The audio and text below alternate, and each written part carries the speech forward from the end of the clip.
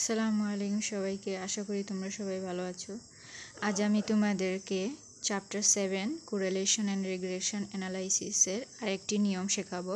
আগের ভিডিওতে আমি 2টি নিয়ম তোমাদেরকে শিখিয়েছি। আজ যে নিয়মটি শেখাবো সেই নিয়মের মাধ্যমেই কিন্তু এই অধ্যায়ের 3 ধরনের নিয়ম সাধারণত থাকে এই অধ্যায়ে।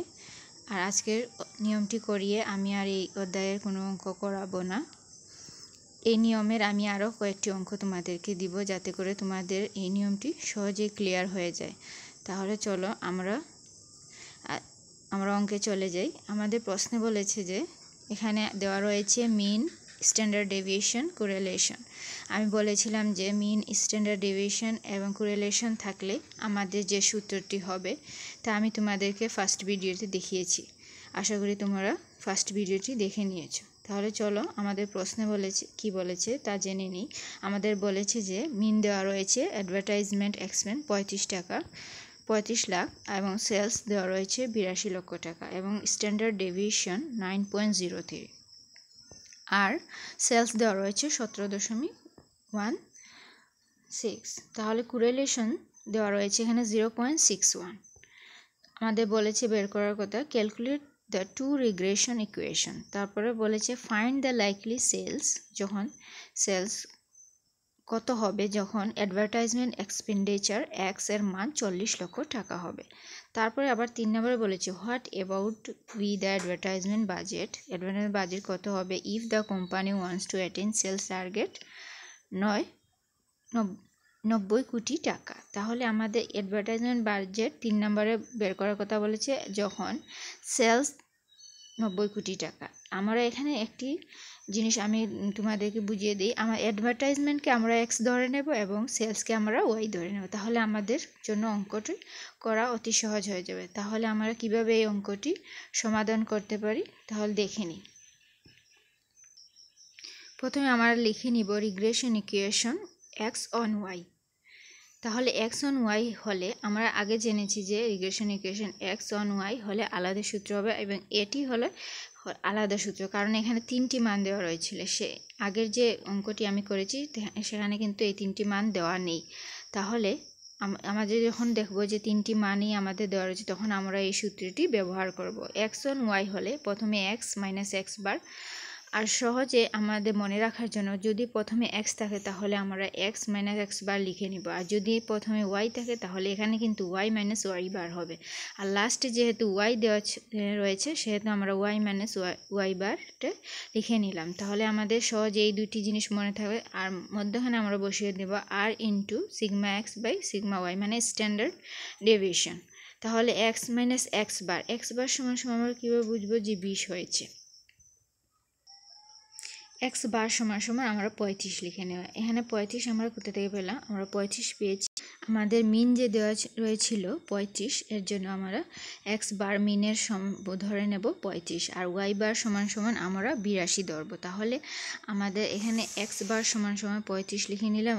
আর এর মান এখানে যেহেতু আর এর মান দেওয়া রয়েছে কোরিলেশন 0.61 ইন্টু সিগমা x এবং সিগমা y এর মান, এখানে স্ট্যান্ডার্ড ডেভিয়েশনের মান কিন্তু প্রশ্নে দেওয়া রয়েছে। তাহলে সিগমা x সমান সমান 9.03 আর সিগমা y সমান 17.16 আর y মাইনাস y বার তো আমি আগে বলেছি যে 82। এখানে আমরা সাইড নোটে দেখিয়ে দিব এভাবে যে হ্যাঁ x বার সমান 35, y বার সমান 82, সিগমা x সমান স্ট্যান্ডার্ড ডেভিয়েশন 9.03 এবং স্ট্যান্ডার্ড ডেভিয়েশন y সমান 17.16 আর সমান 0.61। তাহলে এখানে আমরা সরাসরি মানগুলো বসিয়ে নিলে কিন্তু আমাদের অঙ্কটা ইজিলি আমরা সলভ করে ফেলতে পারবো। তাহলে এখানে আমি বসিয়ে দিয়ে আমি এটাকে 0.61 ইন্টু এটা ভাগ করে যে মান বের হয়েছে তার সাথে কিন্তু গুণ করে আমি পেয়েছি 0.32। তাহলে y মাইনাস 82 এখানে সেমই থাকবে। তারপর আমার x মাইনাস 35 সমান সমান 0, এটাকে এটার সাথে গুণ করে নেব। যেমন 0.32কে y দ্বারা গুণ করে নিলে 0.32 y মাইনাস 0.32কে এই মাইনাস এখানে বসে যাবে এবং 82 দ্বারা গুণ করব 0.32কে, তাহলে আমাদের মান আসবে 26.24।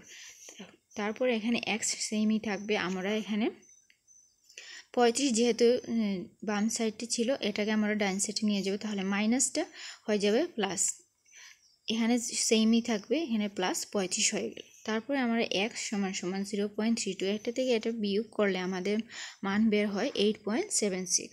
তাহলে আমাদের x এর মান কিন্তু আমরা পেয়ে গেছি। x এর মান 0.32y প্লাস 8.76। এখন আমরা y এর মান বের করব। Regression equation y1 x, y থাকলে আমি আগেই বলেছি y মাইনাস y বার লিখে নিব, সেম r ইন্টু সিগমা। এখানে কিন্তু সিগমা y হবে, আর এখানে সিগমা, এখানে কিন্তু একটু চেঞ্জ হবে। আগে ছিল সিগমা এক্স, যেহেতু প্রথমে এক্স এর মান, এই জন্য sigma x by standard deviation x by standard deviation y, sigma y. এখানে কিন্তু ওয়াই প্রথমে দেওয়া আছে, এর জন্য সিগমা ওয়াই সমান সিগমা এক্স। তাহলে এখানে লাস্টে ছিল এক্স, তাহলে x minus x bar same থাকবে। এখন আমরা ওয়াই বারের মানটি লিখে নেব। ওয়াই বারের মান ছিল 82, আর এর মান ছিল, কোরিলেশনের মান ছিল 0.61 ইন্টু, এখন সিগমা ওয়াই মানে স্ট্যান্ডার্ড ডিভিয়েশন ওয়াই সমান ছিল 17.16, আর স্ট্যান্ডার্ড ডিভিয়েশন এক্স সমান মান ছিল 9.03, আর এখানে এক্স বারের মান ছিল 35। তাহলে আমরা মান বসিয়ে নিলাম। মান বসিয়ে নেওয়ার পর ওয়াই মাইনাস 82 সমান এখানে আমরা এটা ভাগ করে 0.61 দ্বারা গুণ করলে আমাদের মান আসে 1.16, এক্স মাইনাস এক্স বারের মান ছিল 35। তাহলে ওয়াই মাইনাস 82, আর এখানে এটার দ্বারা গুণ করে নেব 1.16কে এক্স দ্বারা গুণ করলে 1.16, এক্স মাইনাস 1.16কে 35 দ্বারা গুণ করলে 40.6 এসে যাবে। তাহলে আমরা এখন 82কে ডান পাশে নিয়ে যাব সেম আগের রুলস অনুসারে। তাহলে নিয়ে গেলে আমাদের প্লাস আইকন হয়ে যাবে। তাহলে আমাদের মান বের হয়ে যায় ওয়াই সমান 1.16 এক্স প্লাস 41.4। তাহলে আমাদের ওয়াই এর মানও বের করে নিলাম। আমাদের প্রশ্নে বলেছিল যে অ্যাডভার্টাইজমেন্ট যখন 40 লক্ষ টাকা হবে তখন সেলস কত হবে। তাহলে আমরা এখানে লিখব হোয়েন অ্যাডভার্টাইজমেন্ট এক্সপেন্ডিচার মানে ব্যয়, যখন অ্যাডভার্টাইজমেন্ট ব্যয় ছিল 40 লক্ষ টাকা, দেন সেলস হবে। এখন ওয়াই সমান আমাদের কিন্তু সেলসের মান কিন্তু ওয়াই, সেলসকে আমরা ওয়াই হিসেবে ধরে নিয়েছি, সেটা আমাদের এখানে ওয়াই এর মানটা বসিয়ে নিব।